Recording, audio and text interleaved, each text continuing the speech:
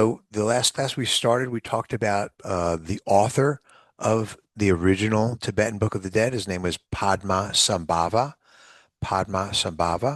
which means literally lotus born or born from a lotus. That's how uh, that's traditionally what's talked about is how he was born. Um, and another name is Guru Rinpoche, which is precious teacher. And he lived in the 700s. He created many, many teachings which became hidden for future generations. That was done in the 8th century.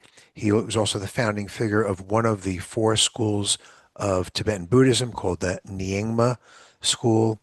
And if you want to see a picture of what he looks like, we don't have one because there were no cameras back then. But somewhere 300 or 400 years later, people started to create images of Guru Rinpoche, Padmasambhava, so you can see them on tankas, on prayer flags, things like that. And he wrote the Tibetan Book of the Dead. Actually, what really happened was he had a lot of teachings, and there was a section or a segment of teachings that were um, put together, and someone gave it the name Tibetan Book of the Dead, which in Tibetan is Bardo Todal, which literally means liberation through hearing in the intermediate state. Intermediate state refers to the afterlife or the Bardo through hearing, because that is one of the last senses that functions before one dies. And in addition, after one dies, from a Buddhist perspective, the deceased can still hear, obviously not with their ears. Their ears aren't working, their brain, their body's not working, but they can hear things through direct mental perception. Not unlike when you're dreaming, where you might be in a dream, you might smell something, your nose isn't really smelling anything. You hear things, you're talking, you're seeing, your eyes are closed. So direct mental perception.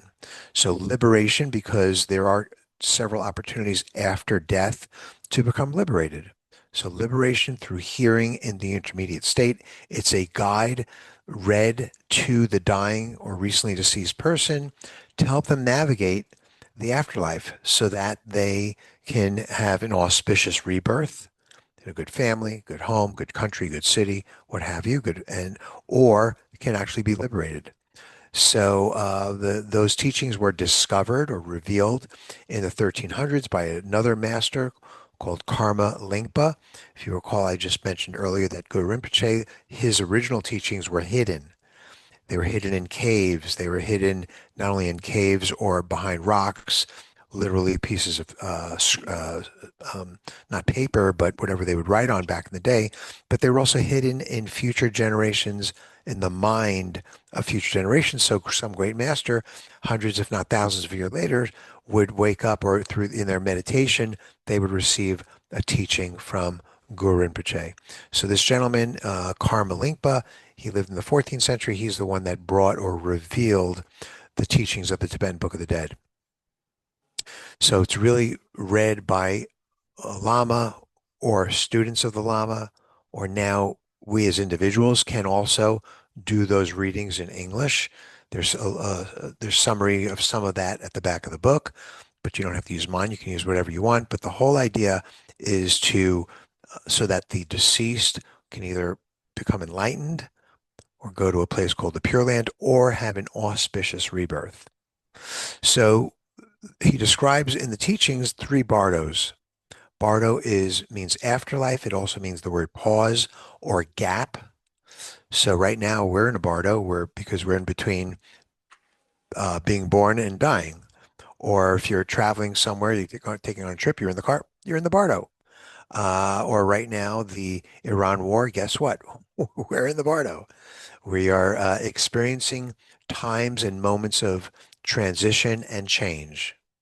Literally, you can even say in between your inhale and your exhale, it's a bardo there. There's a pause. So the three bardos that we talk about in the afterlife, the first bardo is the bardo of dying. That's the instant you die. At that moment, the mind, not the eyes aren't working anymore, the physical body's not working anymore, but the mind can encounter what's called a clear light Buddha nature, a brilliant light. It's not a light that shines in your eyes like these lights, but you can encounter something called pure awareness or the true nature of reality. These are all synonyms. Buddha nature, pure awareness, nature of reality. It's formless, obviously. It's non-dual. It's beyond subject and object. There's no there and here. It's all when you, so you, if you recognize that pure nature at that moment, then you have the ability to become liberated. The mind becomes liberated because your pure nature recognizes the pure nature that's really all around us and part of the universe. Very, very few people will die and have that instantaneous liberation, but it's there. Some of us don't really see the light. We see the light and then we faint or black out and we don't remember it. But that is the moment that we move on to the second bardo, where we have visions and dream-like experience of the mind. So in the second bardo, that's where you go if you don't recognize, which is most of us, what happens in the first bardo, which is that clear light that we don't catch, that we don't see. So after that phase, what happens is our consciousness, which is the only thing we take into the bardo. We don't take our money, we don't take our keys, our watch, anything physical. We don't take our body. Um, the only thing we take is our consciousness, which is a type of memory. So now what goes into the second bardo is that type of memory, or it's called the very subtle consciousness. How does it get there? Our energy propels that into the next phase, the next stage. So even though we no longer have a self, because we still have that very subtle consciousness, we have a sense of I. We can move, we can see, we can hear, not with our body, but with something called the mental body or the bardo body. It's not a physical body, but it's a subtle, non-physical form that you take on after death. What does it look like? It's not, it's no looking at it per se, but it's shaped by our karma, which is our habits, which is another way of saying um, our perceptions, which is what is embedded or encoded in that consciousness that is still around in the bardo in the afterlife. So a helpful analogy that I gave last time was if you think of a clear light like a mirror reflecting everything, well, a realized person would look and say, oh, that's a mirror. I understand that. That's not me. That's a mirror. That's an illusion. An ordinary person would get caught up in that reflection and think that reflection is real. Very similar to daily life, where we get caught up and all excited about something that's impermanent, so it's the same type of, call it, distraction. So that second bardo, where we start recognizing visions, it's called the bardo of luminosity. It's where the very subtle consciousness experiences like a heightened dream-like state.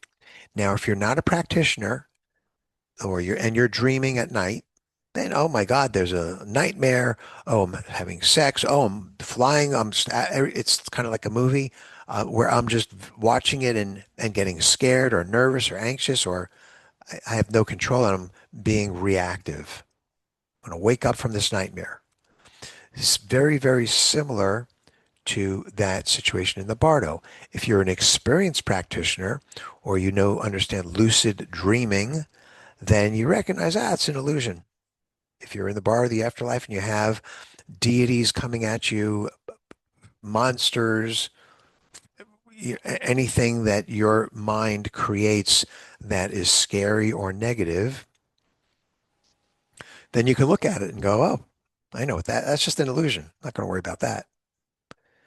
Frankly, it's no different than if you get annoyed and irritated because someone annoys you and you just say, I'm not going to worry about that. That's an illusion. It's someone's yelling at me, but I don't have to take it in. So it's just like dreaming in your daily life. If you go to bed watching movies with violence, well, that's what you dream, and you kind of get excited by it or negative reaction. That's an illusion. So So that's what happens during that bardo of luminosity, where we have these visions, very much like a dream. And then finally, the third bardo is the bardo of becoming. That's where if we haven't been liberated, we didn't see the clear light, that consciousness has momentum, that mental body, that bardo body has momentum and attachment and wants to be physical again and moves towards rebirth. But you want a favorable rebirth. You don't want to have an unfavorable rebirth. You don't want to be born in a country that's at war, a country where, or a family that's abusive, or in a city that is, the deepest, darkest areas, let's say of, could be Africa or other parts of the country, of the world that are just undesirable. So the book, or Tibetan Book of the Dead, these teachings tell you how to avoid that. But ultimately, rebirth occurs based on karma and our tendencies. And the afterlife, the bardo, is a point where you can be reborn into a favorable rebirth, something called a Pure Land, or you can be liberated if you recognize the clear light. So, recap: death is an opportunity for enlightenment. Number two, the visions described are reflections of our own mind, just like the dream. The Bardo Total, the Tibetan Book of the Dead, functions as a manual, a guide for navigating the consciousness under these extreme conditions. Then we talked about karma. We said karma follows you like a shadow. You can't escape it. That's what we call the karmic seed. You've planted a seed that has potential. But then we also said karma can be purified or weakened. So on one hand, you can't escape it. Does that mean we don't have free will? No, we have free will, but you can't change the past. What you can do, your past does not define you, is you can change things. Your karma can change going forward. So you can transform the conditions or the environment under which karma operates going forward, starting now. Literally starting now, by the way. And how do you do that? You can do that with meditation, visualizations, dedication of merit, performing good karma actions, kindness, compassion, generosity, being open-minded, selfless. All those things create good karma, and all of those things, if you work on it now, will help you in the bardo, even if you don't die for another 10, 20, 30 years. So whenever we do anything with intention, that creates karma. Where is karma stored? Well, Tibetan Buddhism talks about we're made up of five aggregates: the form, physical body, feelings and sensations, perception.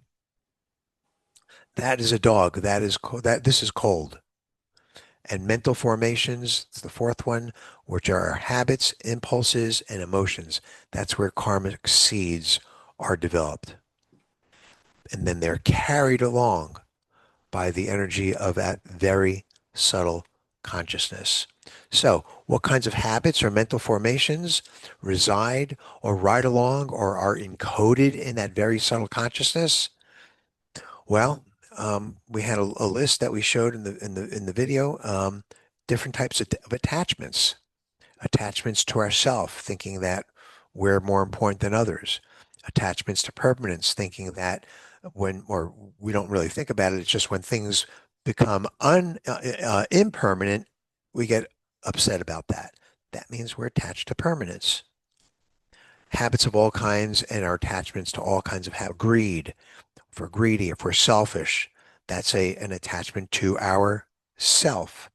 Fear of heights, fear of failure, attachment to money, sex, power, any attachment creates karmic seeds. So that's why Buddhism has teachings on impermanence, teachings on the self, that we are always changing. We're not a permanent self. Our self is not solid. It's always changing. There's no inherency. Teachings of interconnectedness, that we are all interconnected. And when we have and understand all those teachings, then we don't have to live our lives with illusion. So at the end of class, I asked the question. I said, so what should we do going forward? How do we know if our actions, we already know good karma is better than bad karma, because I said so. We already know that good karma is going to allow us to have a better time after death. Okay. Good karma we know is going to make us feel a little bit more confident, more comfortable, more peaceful in the days, weeks, months, years before dying. So the Dalai Lama is not afraid of death. In fact, he says that it's actually a little bit exciting to him. He'll be able to practice um, all of his teachings, um, the time he dies. So he's excited by it. So we understand now intellectually good karma, bad karma. We understand, gee, we should be kind, compassionate, selfless, open-minded, da, da, da. That's great. But on a moment-to-moment basis, we can ask ourselves, what is our motivation for our actions? Karma means action. Action can be action of body, physical action, action of speech, and action of mind. So that's the question we literally, or Buddhists or practitioners, I should say, can ask themselves 10, 20, 30, 50 times a day, which is, oh, I'm about to ask so-and-so such something. I'm about to talk to someone. I have some thoughts. I'm going to do something. We can say, well, what is my motivation? And if your motivation is selfless or open-minded, that's good karma. If it's selfish or closed-minded, negative karma. So selfish literally means putting yourself first in a way that ignores or harms others. So if I have a day job and I go and I work and I get paid, is that selfish? No. But if I have a day job where I'm putting myself in front of others, I'm harming someone else, that's where selfishness. So we take care of ourselves. Nothing wrong with taking care of yourself. But when we do it, do something, think something, speak something that ignores or harms others, that's considered selfish. That's negative karma. And open-mindedness versus closed-mindedness. So if I am in a discussion with you and you have certain political views and I have certain political views and I say things like, no, this is a fact. That's called closed-mindedness because very few things are factual. But if I say, oh, that's possible. Yeah. Oh, I see your point. I may not agree, but I see your point. That's called open-mindedness. So we can ask ourselves that question every day, many, many, many times a day before we speak, as we think, and before we take any physical actions. Okay, that is my summary of last week. Any thoughts, comments, or questions on anything that I just said? Last week took me an hour and a quarter. Today I got it in 18 minutes. New world record. Thoughts, comments, or questions? Don't raise your hands all at once, by the way. Does this sound odd to you? Does it surprising you? Do you disagree? Do you agree? I'm not sure. I'm giving you all the answers, all the I questions. think it's a great summary. I don't have any questions or comments other than it's very consistent with what I've been reading. Good. Although Cons- what I've been reading is mostly by you, Mordy, so there's a little bit of bias in there. Leave that part out. You don't mention that part. Yeah. Um, if we stop the class right now and I said, guys, thank you so much. Good to see you and good luck. You have enough knowledge now at this moment to, and this is now, I'm not tapping myself on the back, patting myself on the back at all. I'm talking about the teachings. You have enough knowledge in the last 18 minutes to certainly have a happy life, a joyful life, a life where your mind is free of suffering and all the attachments that I've mentioned, as well as having a good death, peaceful death, reasonable, if not favorable time in the afterlife, and then a auspicious rebirth. We just have to do it. We have to implement. And I'm not selling you anything, as you know, because the class is free. But that's the most important message I can give you is you guys have it now. You've got the key. You have the key. How do Buddhist masters navigate rebirth, right? Let's just take a look at what they do. Well, the Buddhist masters, the few that I've known, um, a lot of meditation, a lot of studying, training of the mind, no or very few attachments, very compassionate, very open-minded, very selfless. Sound familiar? And they truly understand that the world is impermanent. So they're already down the road, of course, with all of these teachings. They're not fearful about that. They have a deep understanding of impermanence, non-self, compassion, the bardo, the rebirth. So they're able to control their states of mind. They're not reactive. They're not grasping and attaching for all these things that we are. They do not live in an illusion. And they approach death the same way that they live, with compassion for themselves and others. They've ceased or reduced their grasping and their defensiveness of their self and their ego. When I get into a discussion with you about some topic and I'm so sure of myself and that's a fact. Don't you understand? That's me defending my ego. Or you call me a name and you say, oh, you're this or you're that or something like that. And I get all upset about it. That's my ego that gets upset. So we can follow suit. How do we navigate rebirth? Well, the choice of the next life is a combination of your karmic momentum and your current state of mind during the bardo. So it's not like when you die, you go into the bardo and then boom, you're done. You are going to be reborn wherever you're going to be reborn. That's true for non-practitioners. The same way that when we don't have control over our reactivity, when something that we don't like happens, that's what a non-practitioner does. They just react. What do they react? Based upon their habits. That's their karma at play. So, but a practitioner can control their state of mind to some degree, have a peaceful death, go into the bardo, and still their mind now that travels through the afterlife, travels through the bardo, has these experiences. Well, that mind will experience the experiences based upon their habits.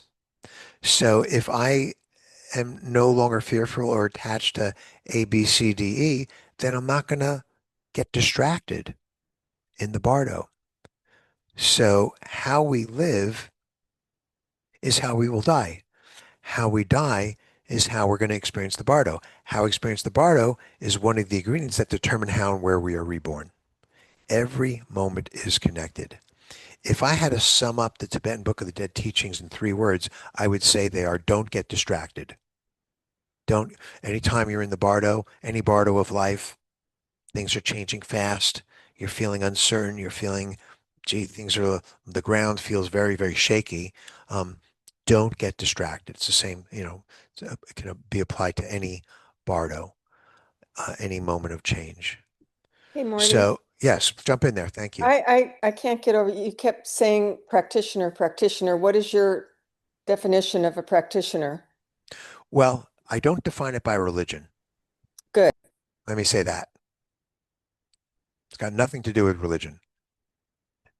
In fact, there's nothing that I said that's really probably wouldn't be accepted by any religion.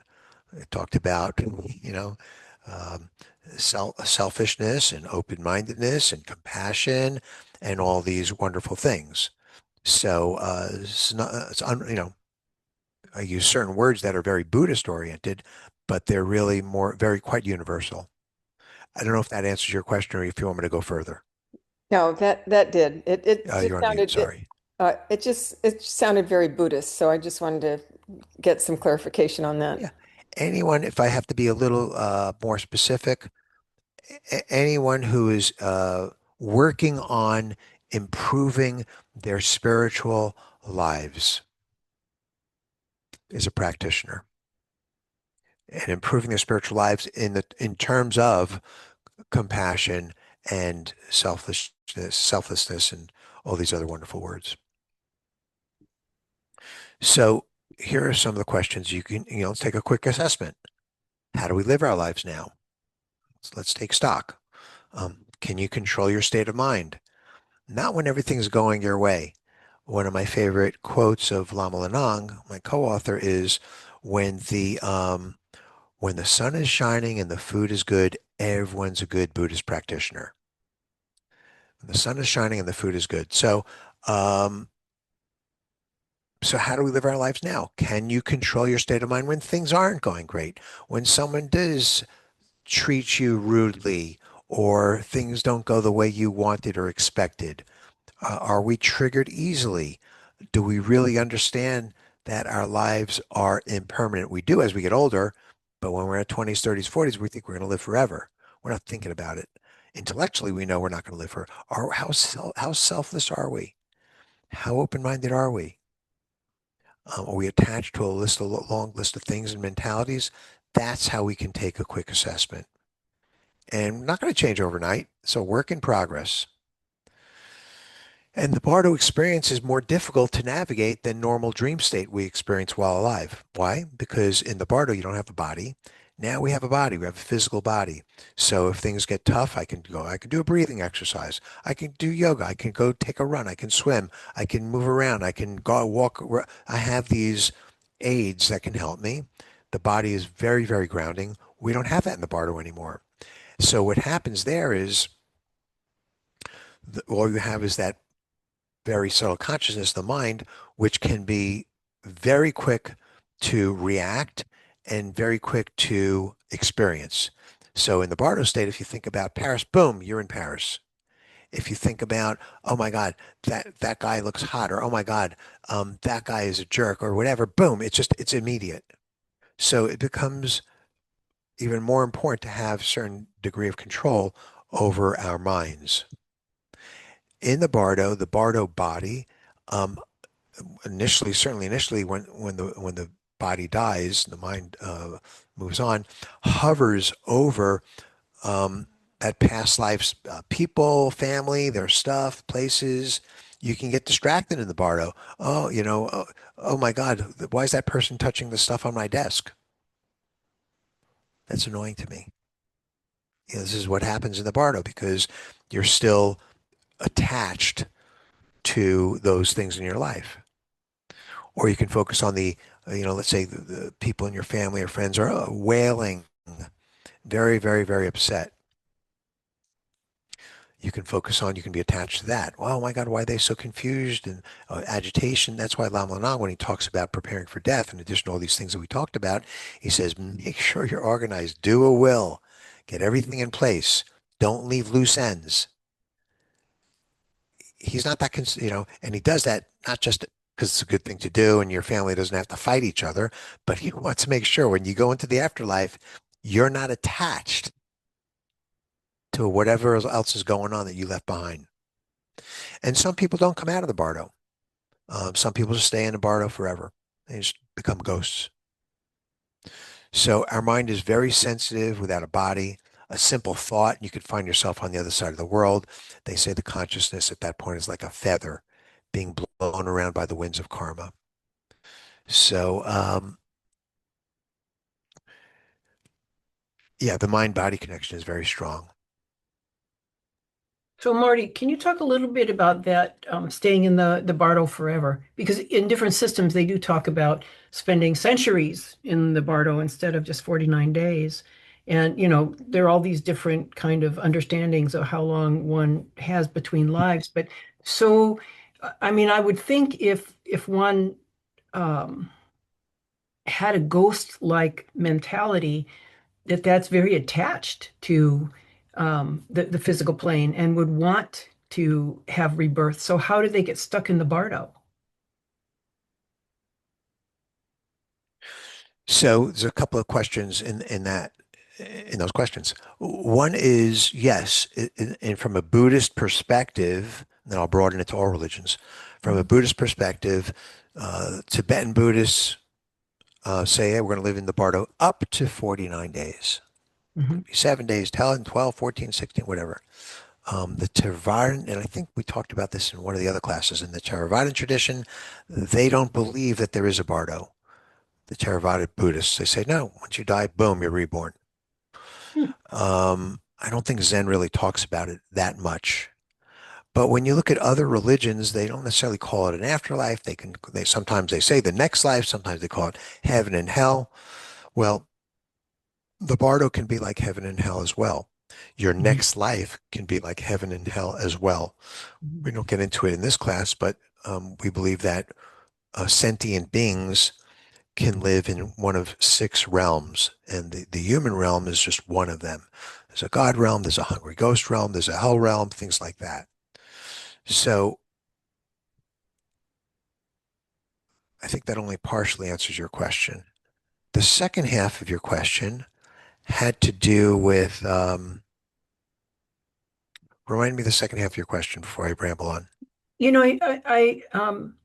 it's unusual to me, having studied different systems, to hear like the kind of 49 days. Um, I haven't heard that, and so to me, it seems that there's a momentum in Oh, yeah, now I remember. Now I remember in your the question. Yeah, process okay. that says So let's not you get hooked will on be the 49 days. okay. All right, but so how does somebody get? My Am I real question frozen? was, how does somebody Are get you frozen? stuck in the I think I'm bardo? frozen. And Hello, hello. um, oh, am I muted? Am I there? No, I'm here. Can you hear me? Oh, did I Yeah, freeze? no, no, I was frozen. Sorry. Let's not get hooked on the 49 days Okay, I'll let it because go. that's just like, you know, if you look at some of the Buddhist teachings, they assign numbers and days to it, Mhm. but a day could mean a year. It could mean 1,000 years. It could mean all kinds of things. Okay. So what the Buddha says is when you're reading the teachings, follow the meaning, not the words. That's good. So let's not get hooked on the 49 days. But Okay. your one of your questions had to do with being a ghost. So Hmm. what happens is, and of course this is not based on any personal experience, Hmm. um, what propels someone into the physical body at the end when they're ready to go is a few things. One is their karma. We mentioned that. There's a Hmm. certain momentum. Hmm. There's a certain attachment to being in a physical body again because that's what I'm used to. And now I've not been in a physical body for a period of time. The mind kind of wants to be in a physical body. There's an attraction to the male-female union that's happening, things like that. So if you can imagine, people die in all kinds of states of mind, you know, very, very different than probably the people on this call, where they are not they're not focused, they're highly distracted. Maybe they even appreciate, probably not the right word, what goes on in the bardo. So they don't move forward Hmm. and they just zoom around. Maybe they like that, their mind. Hmm. They're not, I hate to use the word normal, but they're not, probably not like most sentient beings.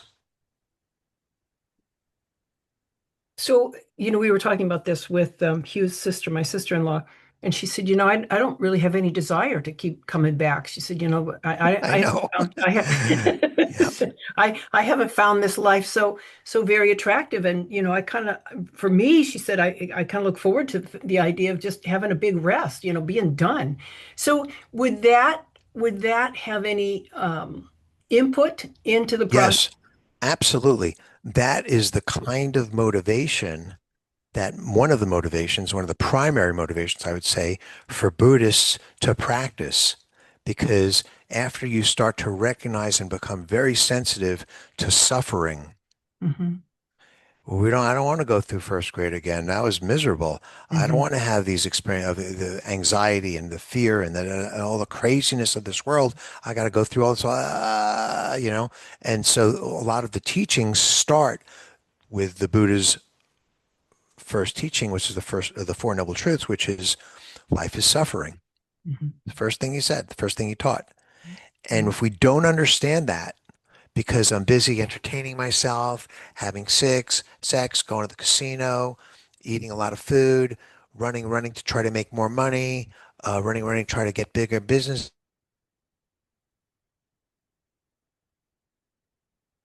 trying to avoid suffering.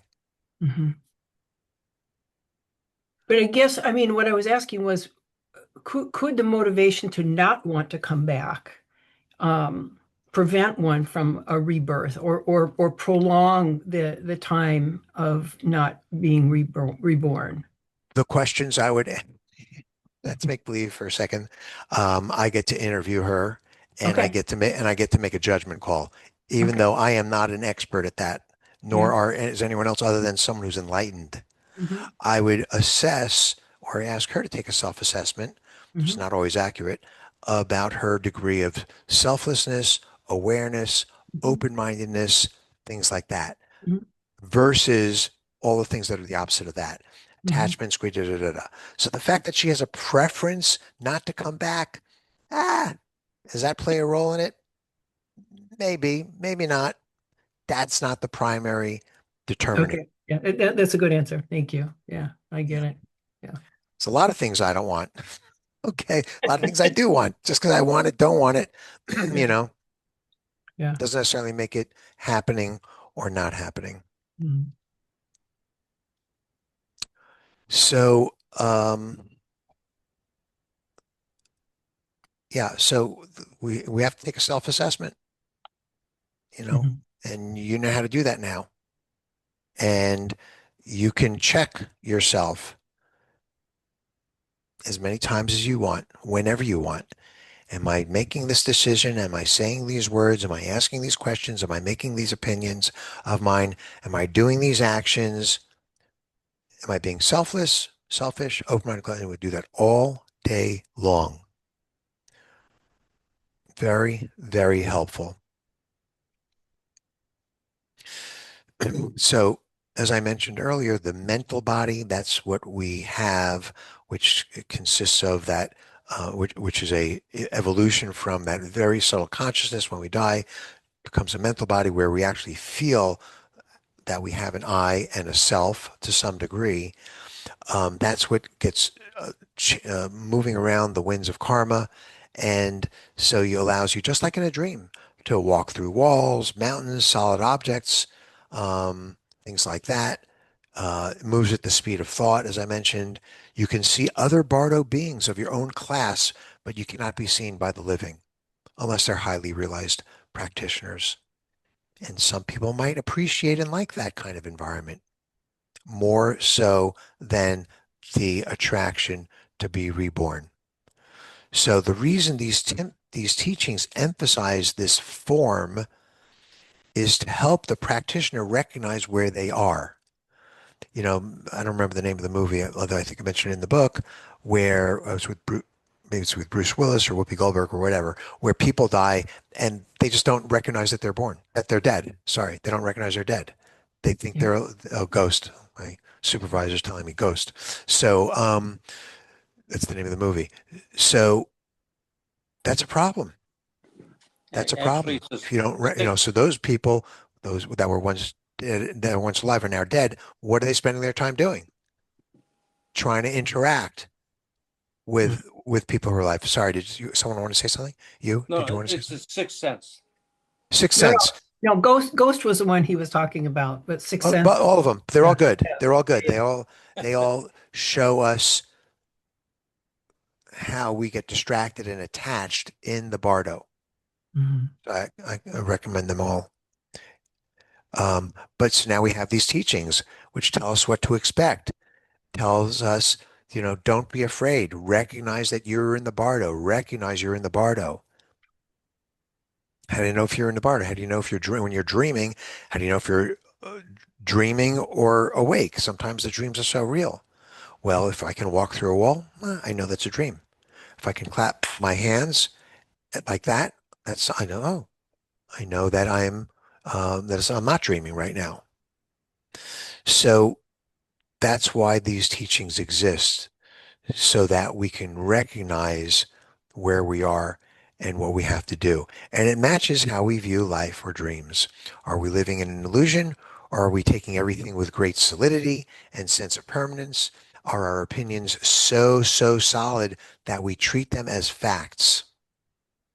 That's closed-mindedness. So can we prepare for the Bardo now that we know how much is riding on it? That's the purpose of these teachings and the purpose of why I am excited by them and I like sharing them, because I do believe every religion has a roadmap and they're all good, but I prefer the Tibetan Buddhist roadmap. I think it's very detailed and can be very helpful. So, we all want to have a pleasant experience as we experience death, before dying. Preparation allows us to mentally relax to some degree. When we know what to expect and prepare our minds, we're going to feel more confident about it. And from a very practical perspective, once again, how we live our lives, including how we experience the Bardo, determines our rebirth. So let's prepare now while we can. Thoughts, comments, questions? Okay, so if you have no thoughts, comments, or questions, then I'm going to lead us in a 5-minute meditation, because I think some people on the call probably do have a meditation practice. And if you do, wonderful. And then we're going to meditate together 5 minutes. And if you don't, then I'm going to walk you through a very simple, basic meditation that can be used anywhere, anytime. And just so I can define meditation so we all know what we're talking about, meditation is any activity where you retrain your mind to come back to the present moment. It doesn't have to be a sitting meditation. It could be walking, could be swimming, could be gardening, could be rock climbing. Any activity where you retrain your mind to come back into the present moment. That generates good karma. Why? A, because I said so. B, because by meditating and coming back into the present moment, that is experiencing the impermanence and letting us recognize that our self is not a subject, object, and different from the rest of the world. So we're at one with everything. We're interconnected. We become more open-minded. We recognize that the self is always changing by observing our breath. So it's a great way, one of the great ways, of course, to create good karma. Okay, so let's sit up nice and tall. Shoulders are relaxed. Tall through the crown of our head. Really relax any facial muscles that might be a little stressed. Forehead, the eyes are relaxed. We're feeling tall, but the shoulders are melting away. And then we're just going to start to observe our breath. The air that is coming in and out of the nostrils. The expansion and the contraction of our chest or our abdomen. And you'll notice that every breath is different. Some inhales or exhales are long, some are short, some are deep, some are shallow.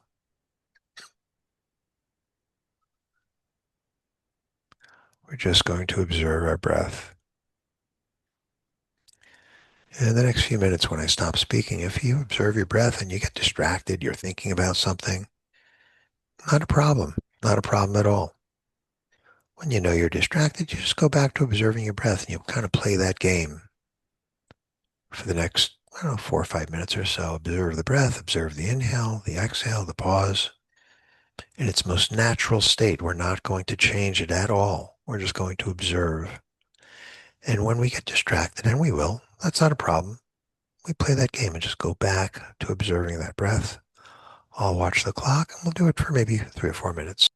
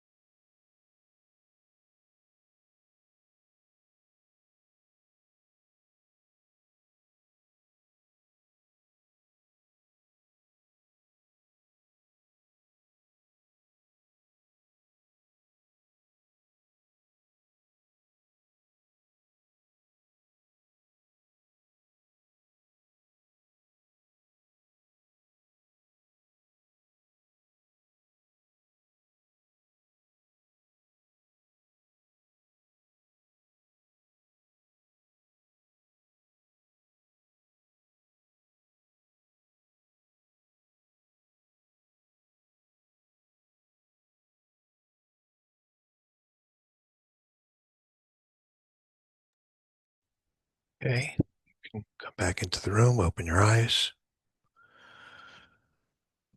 Okay, so do that every day, 5 minutes a day, 15 minutes a day, whatever it is, twice a day, whatever is best for you. Then you're on your way. Any thoughts, comments, or questions on anything we talked about or the meditation? I Anyone still awake or we're all no, sleeping now? Yeah, go ahead. I do want to say, I wanted to say it earlier, but which is I can now I know for a fact that the process of dying is the one thing that we all have in common, and I know we all know that, but I do believe that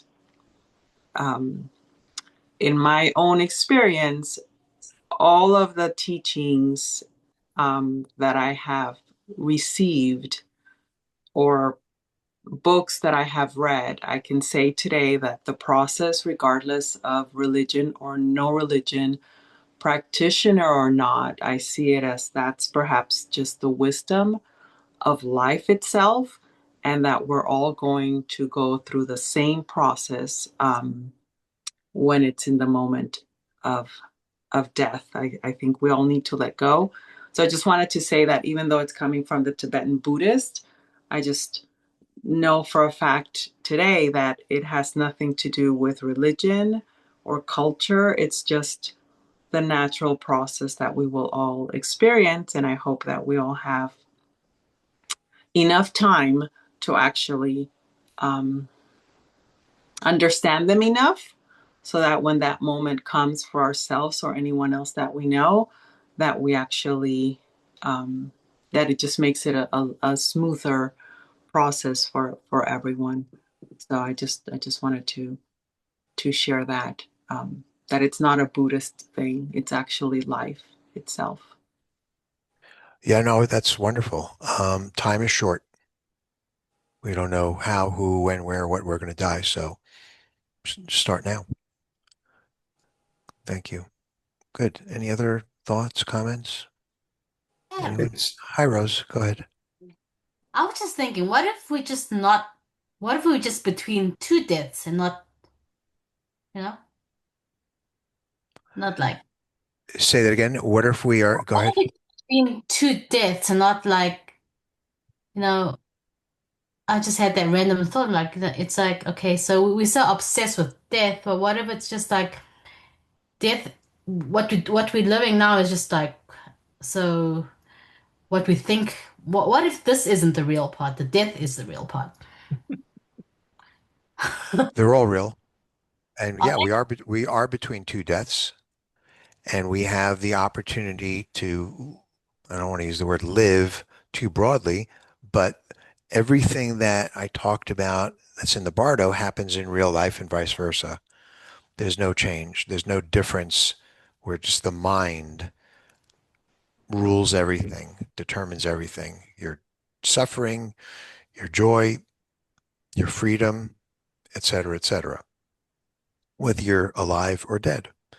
And what the Buddha would say is that we've lived lives since the beginningless time.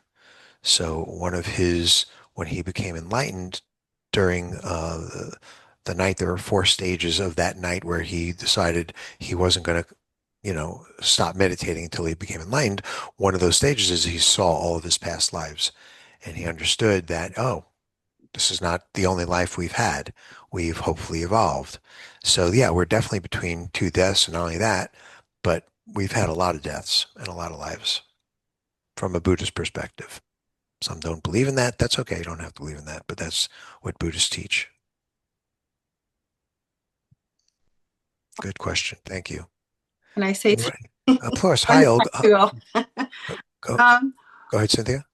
well, because I've heard of people, I mean, I've heard it from other religions, and I've also heard it from other people who actually feel that we're constantly dying. We're constantly, something begins, something ends. How you feel right now, what you felt 10 minutes ago. If you wake up in the morning, you have a new day. In other words, so I think, I don't know if exactly that's what you were referring to, Rose, but I think death is a constant, depending on how we see it. So I actually feel that some of the prayers that are the Buddhist prayers, actually, to me, they're constantly living that the prayers themselves. It's almost as if they're in that space between life and death. Um, and I think that's what perhaps in my experience has helped me kind of prepare that. I mean, we're constantly dying. Something's always dying, changing. So I don't know if that might be what you were referring to, Rose. I don't know what I was thinking about, but I was like, what if we weren't really living, or we aren't, or we are really constantly dying because we're always changing. So some parts of us will always die. Whether we want to bring that back up is something else, but it's like one of those. I just had this thought like, okay, well, what if it's that? You know? Yeah, I think that kind of attitude is helpful, can be helpful because we recognize that, everything's always changing, and a lot of this things that we regard as permanent or for sure is just not. So it kind of wakes us up to reality so we don't live in an illusion, which is, yeah, things are constantly evolving, growing, dying again, reborn again, it's moment to moment. Moments die and new moments come up. So you can look at it that way as well. Olga, good to see you. How are you? Yeah, I'm great. And I'm glad to be here. Good to hear Good. your voice and hear Thank you you. talk. Yeah. Thank you. And something, like with what you said and Cynthia said and Rose said, um, about life itself and the Tao. Lately, I've been reading the Tao with my husband just very slowly, Mm. and for the second time going through it, there seems to be a very clear connection between what you're talking about here and what I've been reading there. And this sense of life and energy and whatever we are experiencing now, um, always is, always was, and something like that. Can you talk about connections there between the Tao and this Buddhist tradition? If not, Um, I can. My fear, which I'll share with you, is I'm not an expert in either. And I know more about Buddhism than Taoism. But I agree that there is an incredible um, overlap. Taoism and Zen Buddhism obviously have lived together for hundreds, if not thousands of years, same culture, the Asian culture, things like that. So, yeah, so that's all I got. So I can't say much more because I'm afraid that I'm going to say something that's not correct. yeah. I feel more comfortable in talking about Buddhism. But I agree. I mean, I love Taoism and I studied Zen for many, many years. So I'm with you 100%. Yeah. I agree. A lot of overlap, a lot of good stuff there. Thank you. And Yeah. that's what it feels like, a lot of overlap Yeah. and consistent thought. Yeah. And you know what? If people, there's many, many Jews and Christians and Sikhs and Hindus that if they were online right now, the last hour or so, they would also say, gee, yeah, there's a lot of overlap in our religion about that too. Yeah, Yeah, yeah, it's yeah. all I good. grew up a Catholic. This whole notion of heaven and hell, uh-oh, that's a whole other life. Hmm. Without saying that we, live other lives, um, they have been saying it, that you go to heaven, purgatory, hell, it's another life. Whoa, there's more connection between all these religions than maybe people realize, when we're Yeah, all deep into it. Yeah. I think they're all circling around the same thing, We're pretty getting much. close to understanding. Pretty much. Yeah. Yeah. Yeah. Lots of different paths to the top of the mountain. Good. Okay. Anything else? Any other thoughts, comments, questions? It seems that the basic summary of what you're saying really comes down to be here now. If you do that, then does it really matter if it's this life, the next life, the in between? It's now. I think that is a very good summation. I would probably add something along the lines, and I think I may have mentioned this last class, I don't remember. There's a mindfulness movement, which is very popular the last 20, 30 years and probably around the world, which is all about being in the present moment, paying attention, being mindful, and it's all great stuff for sure. And that is a part or a portion of Buddhist teachings. The other portion of Buddhist teachings is very much about ethics and Mm, compassion. mm, mm, And so people can be here and now and just be mean people, mm, but they're very, Yes. very mindful. So I'd want to just tack on, in a very compassion for ourselves and for others. And yes, be here in the present moment. That would work for me. The Buddha, or as the Dalai Lama would say, when he was asked what is his religion, he would say, kindness. That's how he mm, defines mm, Buddhism. mm. And that entails Although being here. That entails being here now, so I can be in the moment and be kind to myself as well as others. I would think that if you were in the moment, the idea of being a jerk, being mean, being vicious really implies something somewhat different. There's an intentionality that a result, uh, an anticipated byproduct, if you will, Mhm. which is less about here and more about what I can make, what comes next. It's the wake you leave behind. Mhm. That doesn't quite fit, for me at least, in being here. Mm. Yeah, no, I'm with you. I agree. I agree. Thank you. Any other thoughts, comments? We're all good? I'm interested, and this is a late question. What you say to people that have lost spouses, especially I've got 3, 4, 5 friends, and they're not Buddhist, but how do you kind of translate that or transpose that into something that is compassionate? So I wouldn't say very much. I would be, as like Steve said, I would just be present, listen,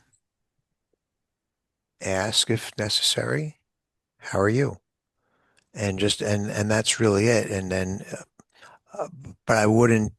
This is my own personal thing. This, everyone can be different, but I wouldn't necessarily. Let me give you some thoughts. How would I think about this situation you found yourself in? Let me tell you a thing or two about a thing or two. You got some time? I wouldn't. No, it's not about me. It's just I would be as present and just listening. If they want to speak, if they don't want to speak, then I would probably be present in silence. No, I get that, but in terms of the Buddhist philosophy, you just take that off the table, maybe. No, I never took it off the table.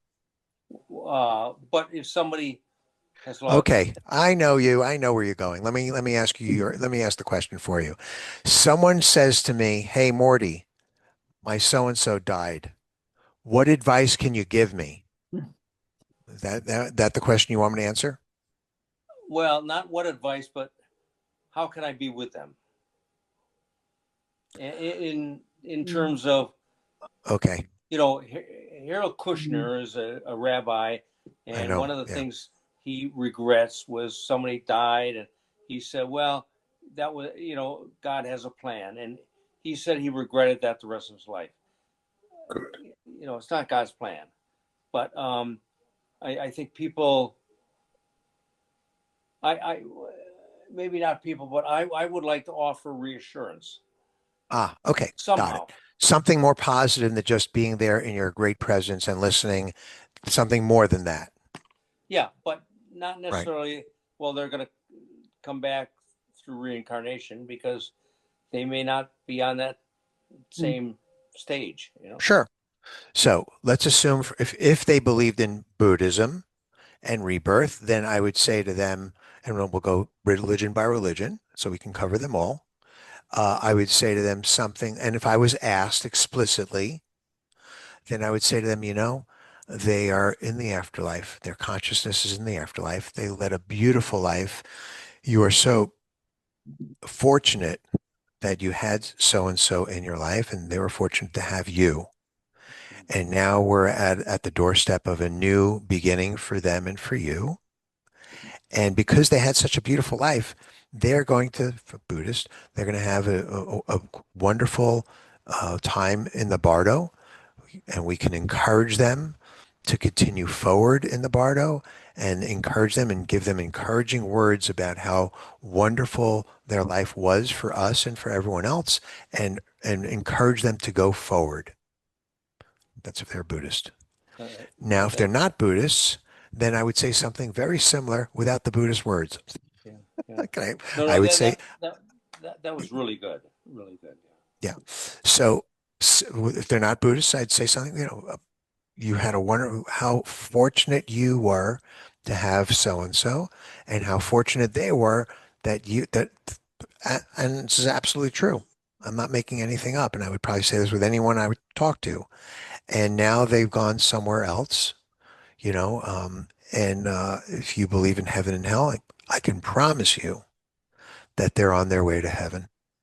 And if you believe in God or you believe in Jesus or whatever, I can promise you that so and so is a good person, did a lot of good things, and he or she will be recognized for that. And we would continue to have our thoughts in that direction and encourage them to move forward wherever they're going.